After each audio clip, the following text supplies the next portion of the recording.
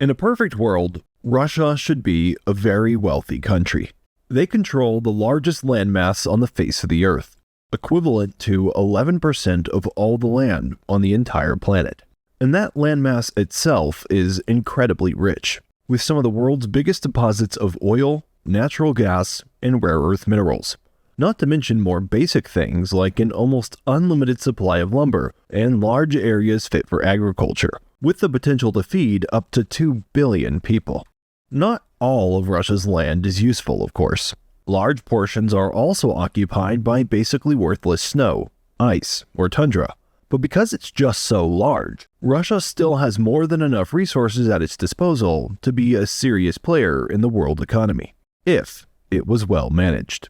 But for some reason, Russia has consistently failed to live up to its potential. And despite the fact that Russia's landmass is 56 times larger than that of Italy, and full of valuable natural materials to boot, with 2.5 times as many people as Italy has, their economy is still embarrassingly 10% smaller than Italy's is, with a national minimum wage of just $2,500 per year. In spite of its potential for wealth, for most of its history, poverty and Russia have gone hand in hand in the minds of most people. And now, following in the wake of the invasion of Ukraine and the consequences that have followed it, Russia is in very serious danger of getting kicked back all the way to square one. So how did Russia come to this? And where does Russia's economic potential sit today? Can Russia really afford to continue to fund its full-scale war against Ukraine, or the future invasions that it likely has planned?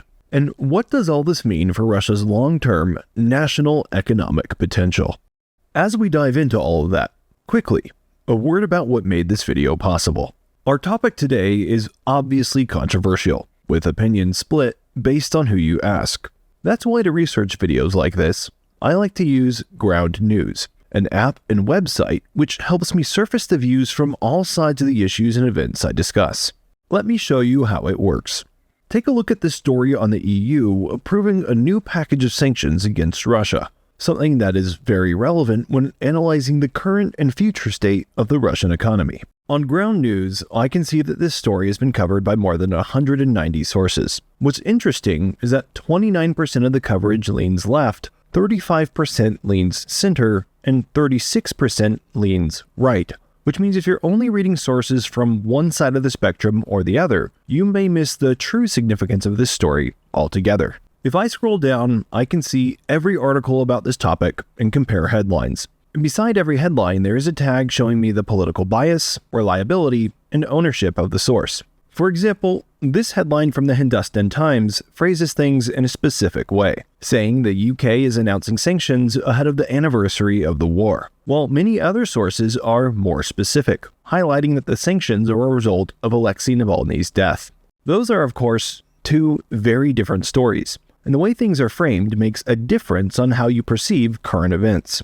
So I've been using Ground News because I think this type of analysis is really important to ensure you aren't being overly influenced by one narrative or the other. You can try it yourself by going to ground.news/Icarus to check it out. And since Ground News is the sponsor of this video, you can subscribe through my link for as little as $5 per month, or get 40% off unlimited access to the Vantage subscription this month only, which is what I currently use, giving you full access to both their website and their mobile app. Now, back to the video. Russia's current economic position does not exist in a vacuum. Their current plight is just a recent iteration in a sad saga of wasted potential and squandered resources that has plagued basically all of Russian history.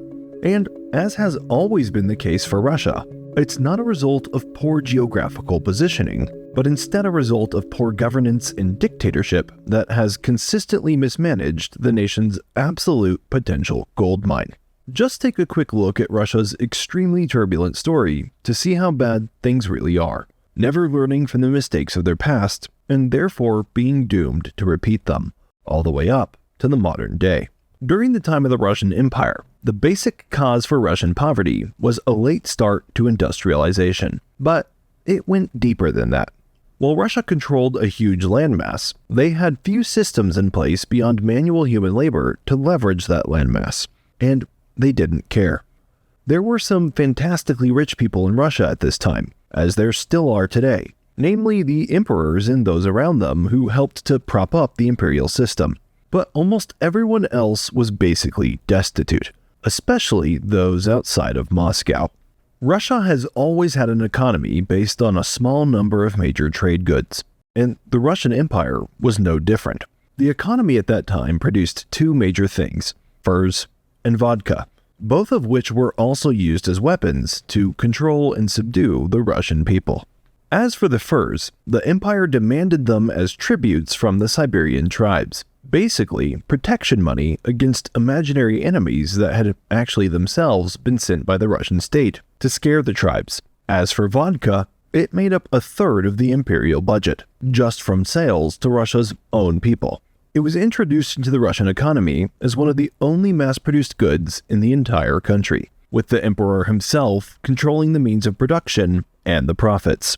While other empires were industrializing to try to lower the price of things like food and clothing, Russia was only really industrializing to lower the price of vodka, so that it could be sold at a low enough price to keep the people generally drunk enough and passive enough to not have the ability or the desire to resist the empire. Because the czars got everything they wanted from this system, they had no incentives to change anything.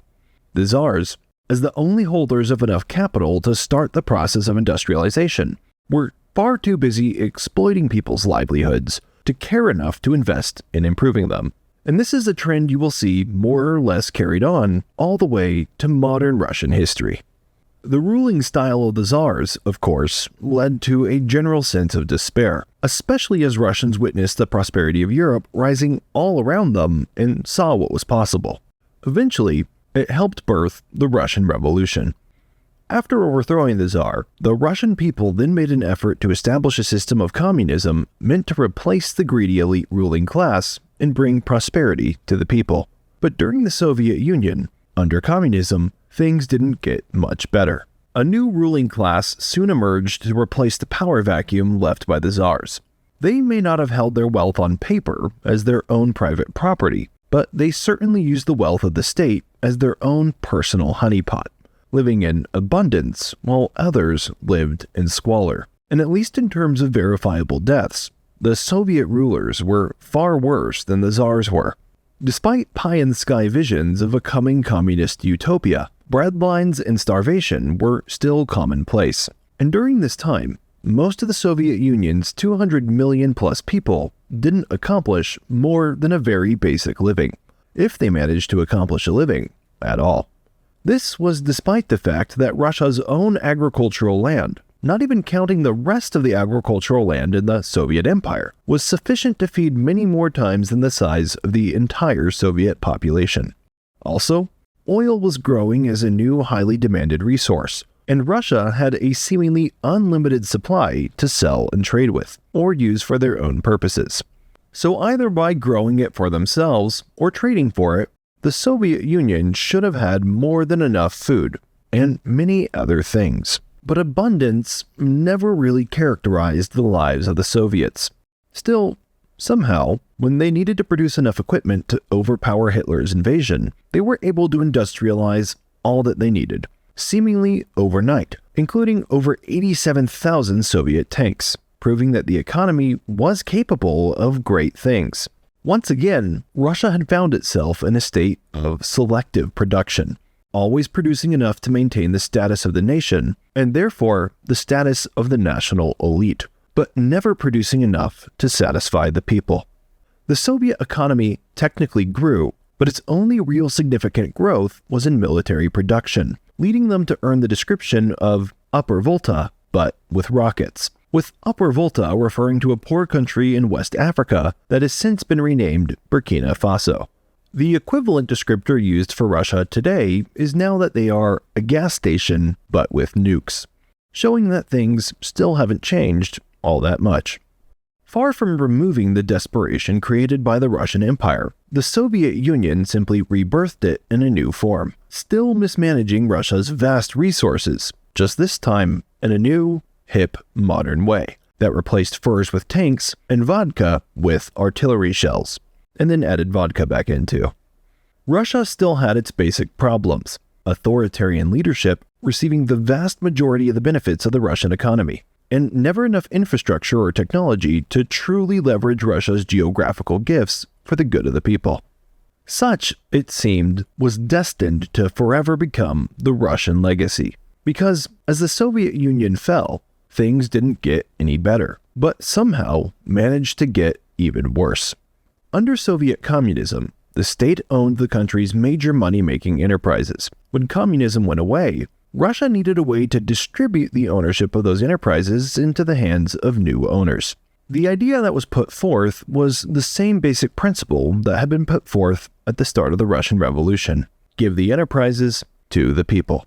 Theoretically, each Russian citizen was given vouchers that could be exchanged for shares of the formerly state-owned enterprises, which gave them an ownership interest in the new companies that were being created. The basic concept was the same as the stock market. You own a piece of the company, and therefore a piece of the company's future profits and growth.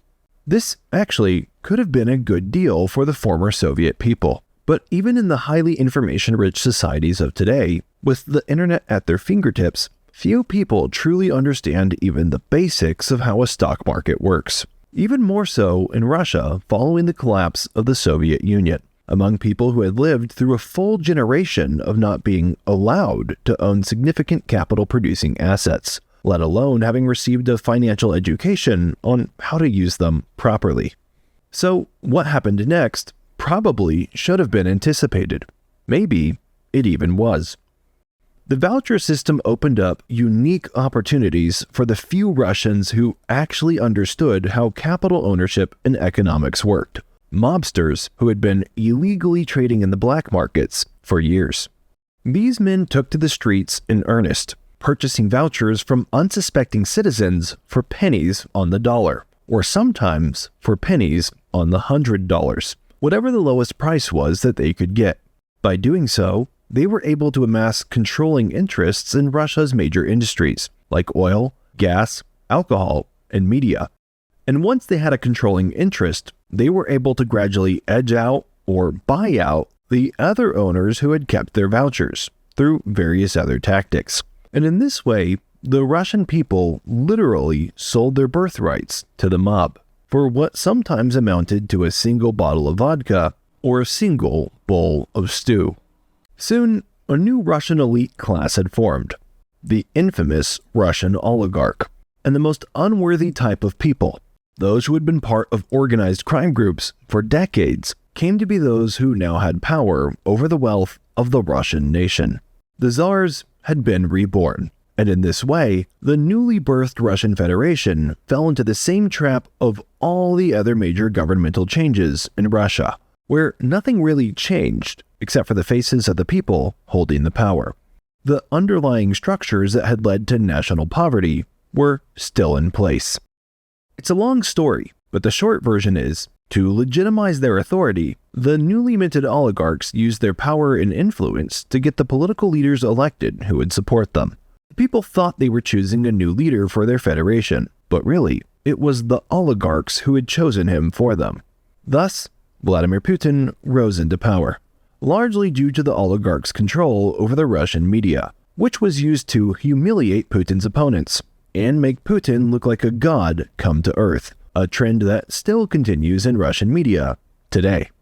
Once in power, Putin orchestrated things in the oligarchs' favor, receiving major kickbacks in return, such as a billion-dollar mega palace on the Black Sea, and probably many other things.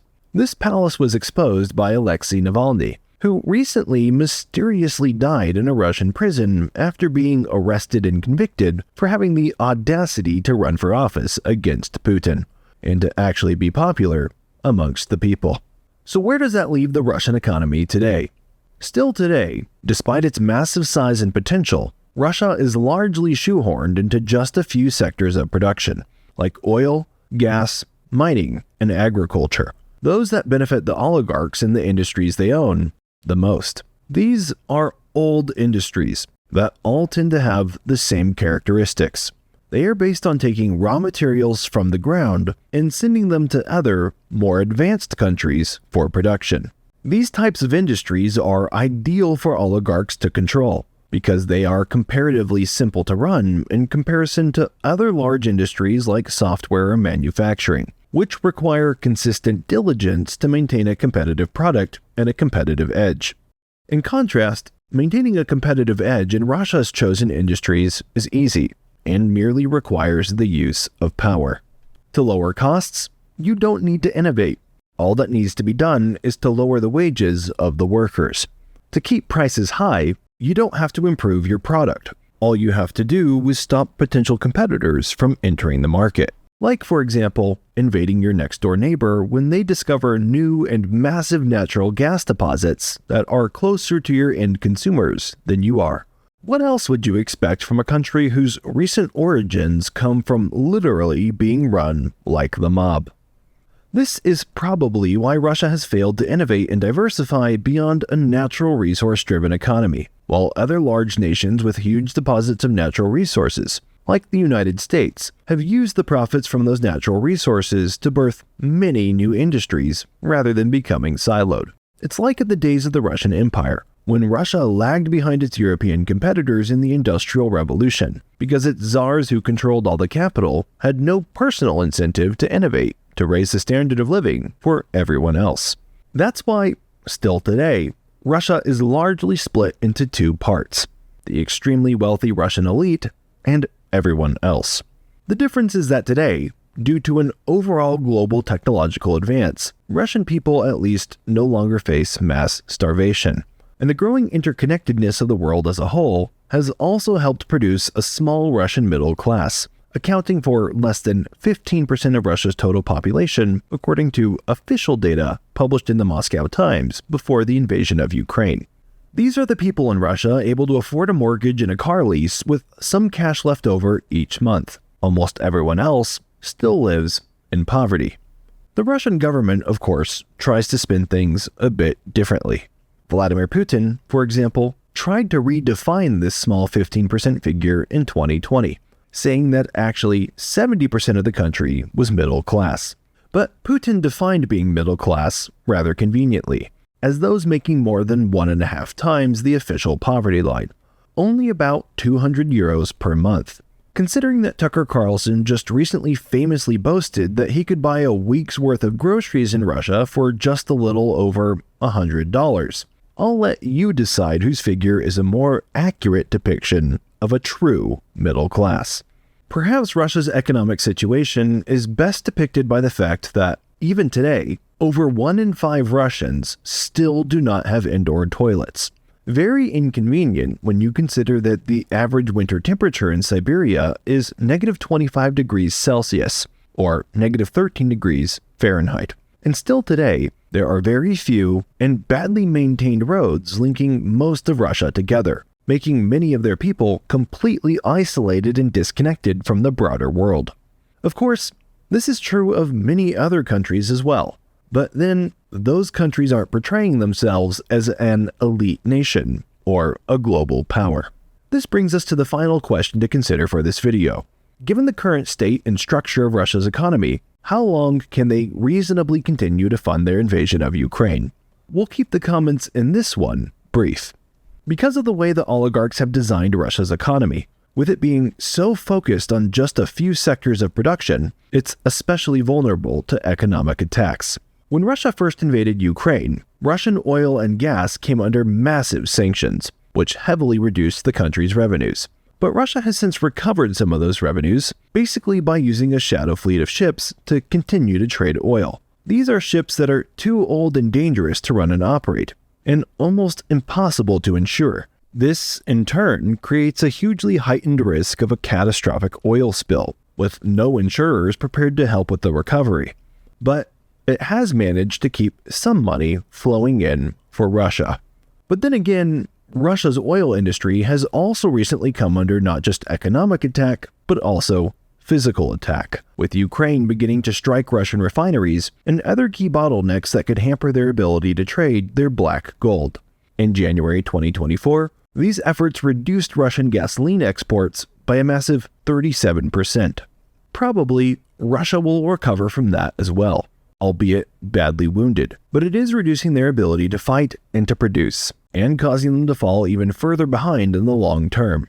Russia has been able to conceal some of the effects of the war from the people in the short term by implementing complicated economic maneuvers. So the Russian people might not fully realize the true cost until later, when the bill for the war ultimately comes due on their children and their children's children.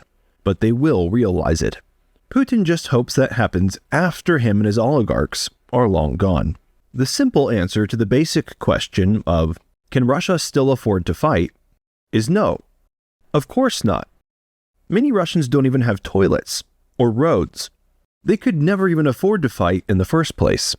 But phrased differently, if the real question is, can Russia still find money they can use to fight? The answer is, unfortunately, probably. Because those aren't the same things.